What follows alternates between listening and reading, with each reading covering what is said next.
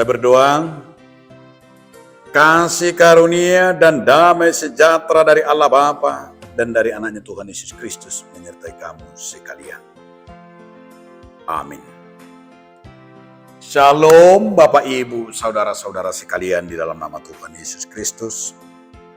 Marilah kita mendengarkan firman Tuhan hari ini sebagai bekal melakukan aktivitas kita yang tertulis dalam kitab Evangelium Markus pasal 3 ayat 35.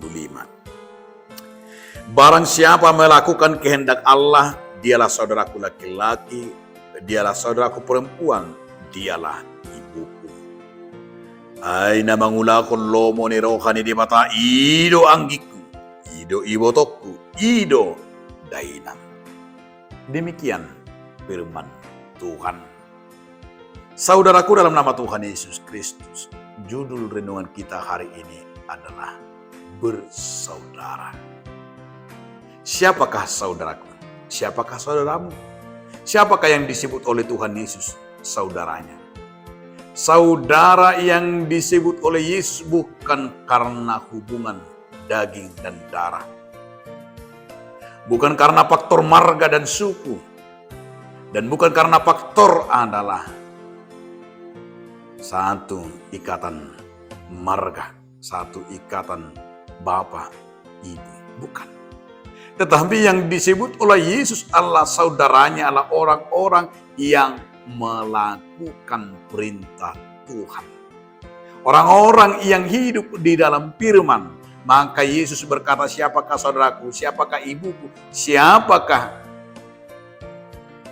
temanku, dan siapakah disebut di sini saudaraku laki-laki dan saudaraku perempuan. Yang dikatakan di sinilah dia yang melakukan kehendak Bapa. Bagi Yesus tidak lagi soal hubungan darah yang berkenan baginya. Bagi Yesus adalah hubungan darah bukan menjadi patokan menerima keselamatan. Tetapi bagi Yesus adalah saudaranya. Bagi dia adalah saudaranya satu, marga satu. Kesatuan dengan saudara Yesus disebut adalah karena melakukan kehendak Bapa. Melakukan firman Tuhan. Maka di dunia ini, orang-orang yang melakukan firman Tuhan, orang-orang yang tinggal di dalam firman, maka di dunia ini Allah satu kesatuan. Itulah yang bersaudara. Aku bersaudara dengan Anda, dengan kita semua. Bukan lagi karena darah, karena hubungan kedagingan. Namun kita semua di dunia ini yang mengaku, yang melakukan kehendak Bapa, itulah saudara kita. Itulah saudara saya.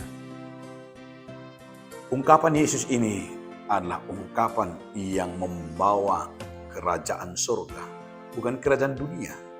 Ungkapan Tuhan Yesus di sini adalah ungkapan yaitu persaudaraan di surga, bukan persaudaraan kedagingan. Sekalipun di dunia ini, artinya orang-orang yang bersaudara di dunia ini adalah orang-orang yang hidup di dalam firman-Nya, sekaligus juga menjadi ahli waris surga, memiliki kerajaan ahli waris di surga, sekaligus juga memiliki yaitu kewarganegaraan di dunia ini. Artinya kita sebagai warga negara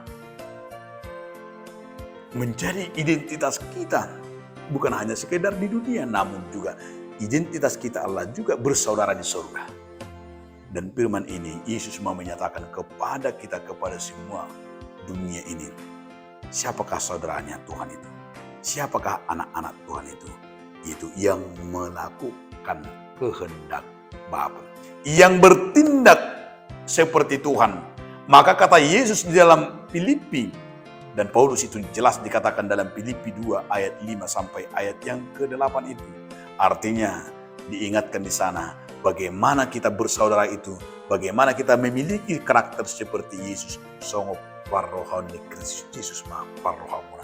Artinya bahwa perilaku dan perbuatan kita, karakter kita sebagai anak Tuhan, sebagai yang bersaudara di dalam Tuhan, bersaudara di dalam kerajaan Allah adalah bertindak seperti anak-anak Tuhan. Lewat cerminan kita, lewat keteladanan kita, Yesus satu-satunya yang menjadi keterangan kita, memiliki yaitu persaudaraan kita. Oleh karena darah Yesus kita bersaudara, oleh karena darah Tuhan Yesus kita dipersatukan menjadi satu kerajaan, satu yaitu di dalam ikatan bersama-sama dengan Yesus Kristus. Maka Yesus berkata, siapakah saudaranya? Orang-orang yang hidup dalam firman Tuhan. Amin, kita berdoa.